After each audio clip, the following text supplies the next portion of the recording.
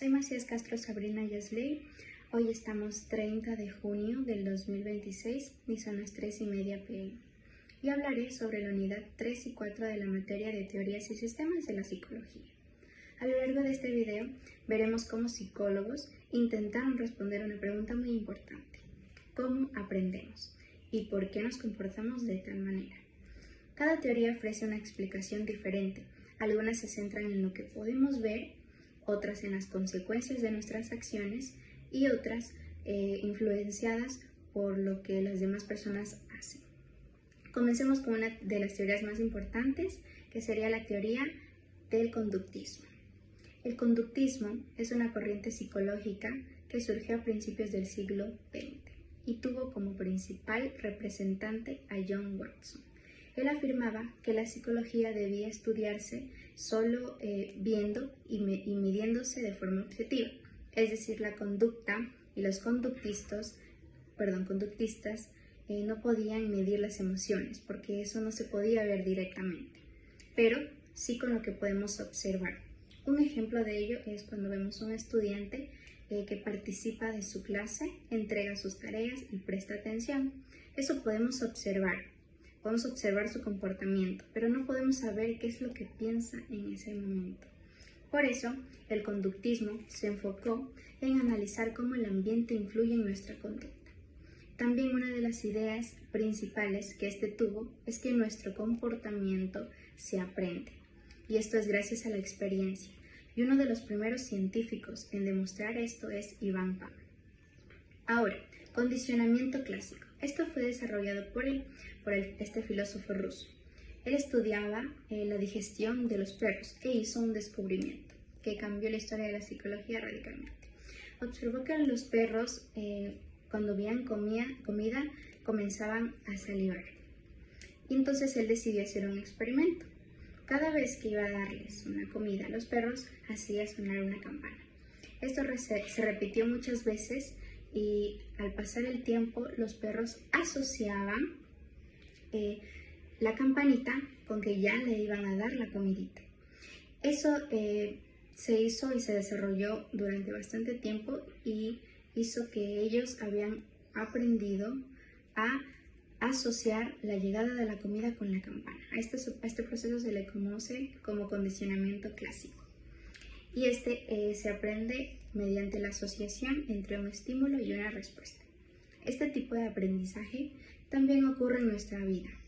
Por ejemplo, imaginemos que todos los días escuchamos el timbre del colegio, justo antes del recreo. Después de semanas, apenas escuchamos el timbre, vamos a sentir una emoción porque ya decimos, ya vamos a salir a recreo. Nuestro cerebro asoció ese sonido como una experiencia agradable. Ahora, condicionamiento operante.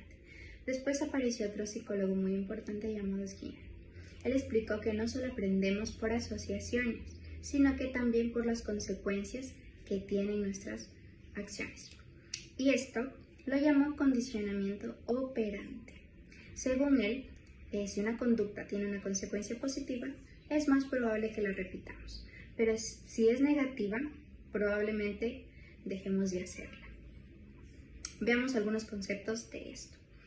El refuerzo positivo.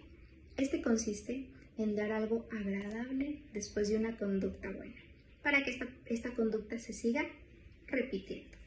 Ahora, cuando un estudiante obtiene una buena calificación, una excelente nota, porque estudió mucho, esa buena nota lo motiva a seguir estudiando.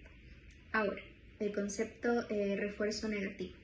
Cuando muchas personas lo confunden como un castigo, pero no es lo mismo. El refuerzo negativo consiste en quitar algo desagradable para aumentar esa conducta. Por ejemplo, cuando nos ponemos el cinturón de seguridad, deja de sonar la alarma del auto. Y cuando desaparece ese sonido feo, es más probable que usemos el cinturón otra vez. Y así ya no se escucha ese sonido. Ahora, el objetivo de es disminuir una conducta. Por ejemplo, si un estudiante copia en un examen y recibe una sanción, es menos probable que vuelva a copiar en un futuro. Él consideraba que reforzar las buenas conductas suele ser más efectivo que castigar constantemente las malas conductas. Ahora, Tenemos el aprendizaje por observación. El psicólogo Albert propuso otra explicación. Él decía que también aprendemos observando a otras personas haciendo algo. Esta teoría se la conoce como el aprendizaje vicario o aprendizaje por observación. Un ejemplo de esto es cuando un niño aprende a cepillarse los dientes solo viendo a sus padres. Ellos lo hacen, nadie le explica el paso a paso, pero solo lo ve, lo imita y lo aprende. Lo mismo sucede cuando aprendemos una receta, viendo algún video en YouTube. O cuando imitamos la forma de hablar de alguien cuando nos gusta mucho o admiramos. Bueno, ahora, después de recordar lo que observamos y luego intentar hacerlo, finalmente necesitamos una motivación para seguir haciéndolo, ¿ok? Esta teoría demuestra que las personas aprendemos constantemente gracias a nuestro entorno social. Ahora, esta unidad podemos destacar que nos ha permitido comprender distintas formas de aprendizaje. El conductismo nos enseñó que la conducta puede estudiarse de una manera muy científica. Demostró que aprendemos mediante asociaciones entre estímulos. Skinner explicó que las consecuencias influyen en nuestras acciones. Y añadió que también aprendemos observando a los demás, y este es el conjunto de todas las teorías, y estas siguen siendo muy importantes porque de muchas de sus ideas se continúan aprendiendo y aplicando en la educación, en la psicología clínica y en nuestra vida cotidiana. Ahora vamos por la unidad 4. Voy a hablar también de la psicología humanista, el constructivismo, la psicología de la Gestalt y la logoterapia. Estas teorías marcaron un cambio importante en la psicología porque dejaron de enfocarse solo en la conducta y comenzaron a darle mayor importancia a la persona, su experiencia, su forma de aprender y su capacidad de desarrollarse en la psicología humanista. Esta surgió en 1950 como una respuesta al conductismo y al psicoanálisis. Mientras que el conductismo estudiaba principalmente la conducta, el humanismo propuso centrarse en la persona y en su capacidad de crecer y desarrollarse. Según este enfoque, el ser humano es bueno por naturaleza, tiene libertad para tomar sus propias decisiones y alcanzar sus metas y principales objetivos. De estos de aquí, un ejemplo podría ser un estudiante que siempre ha querido ser médico. Aunque al principio tenga dificultades, si recibe apoyo, estudio y persevera, podrá desarrollar sus capacidades y alcanzar esa meta. Considera que cada persona tiene la capacidad de elegir su camino, es construir su propia vida y buscar un sentido o propósito en su vida. Destaca también la importancia de sus emociones, la autoestima, la experiencia personal. El humanismo ve al ser humano de una forma positiva, de manera positiva, como alguien que naturalmente tiende al crecimiento y a la autorrealización. Uno de los aportes más importantes de Maslow fue la jerarquía de las necesidades, conocida como la pirámide de Maslow. Él explicaba que las personas tenemos distintas necesidades y que de estas se organizan por niveles. Arribita está comer, dormir, respirar, que son las necesidades fisiológicas. Después las necesidades de seguridad, que incluye la salud, la casa, la estabilidad económica. Luego corresponde al amor, es decir, sentirse querido por la familia, amigos. La otra, la estima, que consiste en sentirnos valorados y en confiar en nuestras capacidades. Y finalmente, la autorrealización, que significa desarrollar todo nuestro potencial para alcanzar así nuestras metas y objetivos personales. Un ejemplo de esto sería cuando un estudiante universitario está teniendo necesidades. Él necesita sentirse seguro, luego hacer amigos, pasar tiempo en la universidad, ganar confianza en sí mismo y finalmente logra graduarse. Y así podrá ejercer la profesión que siempre soñó. Carl Rogers, él desarrolló la terapia centrada en la persona. Él pensaba que el psicólogo no debía de decirle qué es lo que tiene que hacer al paciente, sino acompañarle a que él mismo encontrara sus respuestas. Y para lograrlo consideró 3 aspectos importantes. Empatía, comprender cómo se siente la otra persona. La aceptación condicional, respetar a la persona sin juzgarla. La congruencia, que consiste en ser auténtico y honesta durante la sesión. Un ejemplo de esto podría ser un joven que está preocupado porque no sabe qué carrera elegir. La terapeuta no decide por él, sino que le ayuda, lo escucha, comprende sus sentimientos, ayuda a descubrir cuál es la opción, cuál es lo que más le gusta a él. Constructivismo. Este enfoque sostiene que el aprendizaje no solo consiste en recibir la información, sino construir el conocimiento a partir de las experiencias. Su principal representante de esto es Jean Piaget, y luego le sigue Lev Vygotsky. Él explicó que podemos aprender explorando y resolviendo problemas y conflictos, y esto da importancia a aprender cómo las personas se desarrollan, a diferencia de una persona puede hacerlo sola y cómo puede hacerlo acompañado. Ahora, un ejemplo de esto: un niño puede no saber resolver un ejercicio de matemáticas, pero el profesor le enseña en la pizarra y ahora él puede entenderlo, y luego de practicar y practicar ya sabe cómo resolver los ejercicios sin ayuda. No aprendemos solo memorizando, sino aprendiendo, interpretando y reorganizando la información. Además, destaca la importancia del contexto social y cultural. Vygotsky consideraba que la interacción con otros es importante, es fundamental para desarrollar el pensamiento, cómo influye las relaciones sociales en el aprendizaje, cómo las personas aprenden a partir de la experiencia, cómo desarrollan esas habilidades cognitivas. Un ejemplo de esto podría ser cuando un estudiante aprende trabajando en grupo. El proceso de es resolver un ejercicio en un grupo.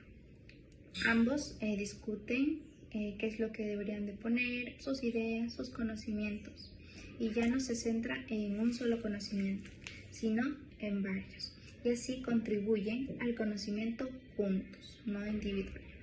Psicología de la Gestalt. Su principio más conocido dice que el todo es más que la suma de sus partes. Esto significa que nuestro cerebro organiza la información como un conjunto, como un todo, no por elementos separados. Un ejemplo de esto es cuando vemos un círculo incompleto. Nuestro cerebro automáticamente lo completa, es capaz de reconocer la figura automáticamente. Y este enfoque ha sido muy importante para entender la percepción, y también ha influido en la educación, el diseño y la publicidad. Ahora hablaremos sobre la logoterapia, creada por Viktor Frankl. Él vivió en campos de concentración durante la Segunda Guerra Mundial, y a partir de esa experiencia llegó a la conclusión de que incluso en los momentos más difíciles del ser humano puede encontrar un sentido para seguir viviendo. Su idea principal es que no siempre podemos cambiar las circunstancias que nos pasan en la vida, pero sí podemos elegir la actitud con la que enfrentamos esa necesidad. Un ejemplo es cuando una persona perdió su empleo. Él puede ver esa situación devastadora, mal, pero también lo puede ver de un lado más positivo. Puede aprender habilidades nuevas y conseguir un nuevo trabajo con esas habilidades que tiene. La edad 4 nos muestra algo positivo del ser humano. La psicología humanista nos dice que las personas tenemos la capacidad de crecer y alcanzar nuestras propias metas. Lo explican nuestras necesidades fisiológicas, el amor y todo, nuestra motivación, mientras que Rogers destaca la importancia de la empatía y el respeto y el desarrollo personal. El constructivismo nos recuerda que aprendemos construyendo nuestro propio conocimiento, y la Gestalt les explica cómo organizamos la información para comprender la realidad. Y la logoterapia, que es muy linda, nos recuerda que podemos encontrar un propósito en la vida y que podemos superarnos incluso en momentos muy difíciles que pensamos que no podemos, pues sí se puede. Y todo esto nos ayuda a comprender el comportamiento humano y de las aplicaciones que ésta tiene en la psicología, en la vida cotidiana y ahora en la educación. Ahora voy a profundizar un poco sobre cada tema que hablé y el tema interesante que me llamó la atención. El conductismo critica la introspección y propone una psicología empírica, donde solo importa lo que es observable. Ahora, el condicionamiento clásico. Como ya lo dije, se basa en asociación de estímulos a estímulos. Este estímulo es el que genera una respuesta condicional. En este caso, como lo dije, la campana y la saliva, lo que será lo natural, la comida. Ahora, condicionamiento operante. Este enfoque determinista es donde la conducta es moldeada por sus consecuencias. Es el refuerzo positivo. Este es el refuerzo que aumenta la frecuencia de la conducta, mientras que el castigo la reduce. Ahora, aprendizaje vicario. Es el que aprendemos por experiencia, directo. Y el aprendizaje es este que ocurre mediante la observación de otros, sin necesidad de experimentar el refuerzo. Ahora, la mente se conceptualiza como un procesador de información. Este se organiza, se almacena los datos y funciona bajo estructuras mentales previas, lo que permite a la mente dejar a un lado como una caja negra para entender sus procesos internos.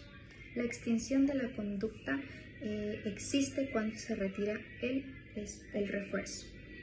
Y esto es importante para entender los hábitos y las conductas de los seres humanos. Ahora, unidad 4. Nos dice que el inconsciente es como un motor. El psicoanálisis plantea que gran parte de la vida física es inconsciente y que las acciones humanas están ligadas y movidas por fuerzas que no siempre podemos reconocerlas. Lo que puede ser el caso del hombre de ratas, que ese ejemplo la verdad me llamó mucho la atención. ¿Cuál es este?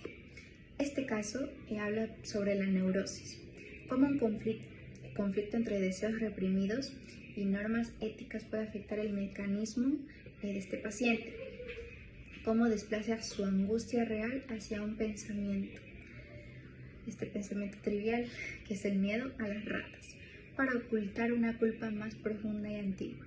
Bueno, ¿quién era y qué le pasó? Lancer era un abogado austriaco de 29 años que, sí buscó ayuda profesional porque su mente estaba atrapada por miedos extremos, pensamientos que él mismo consideraba horribles. Él tenía un temor constante de que algo le pasara a su novia y a su padre.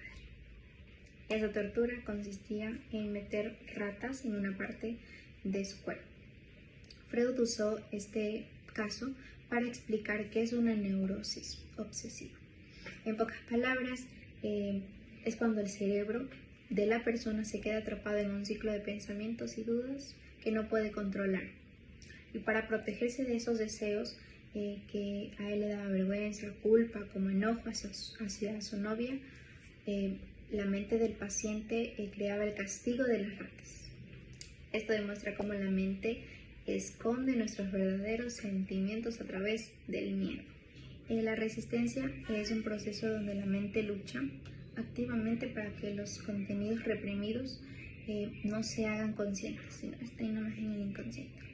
Y pues el terapeuta en estos casos debe saber esperar el tiempo del paciente, no presionar, y la cura está en cómo le hablas al paciente, no medirlo, los síntomas, hacerlos conscientes de eso, del deseo reprimido, que pierda la carga destructiva que tiene y así que la neurosis se disuelva.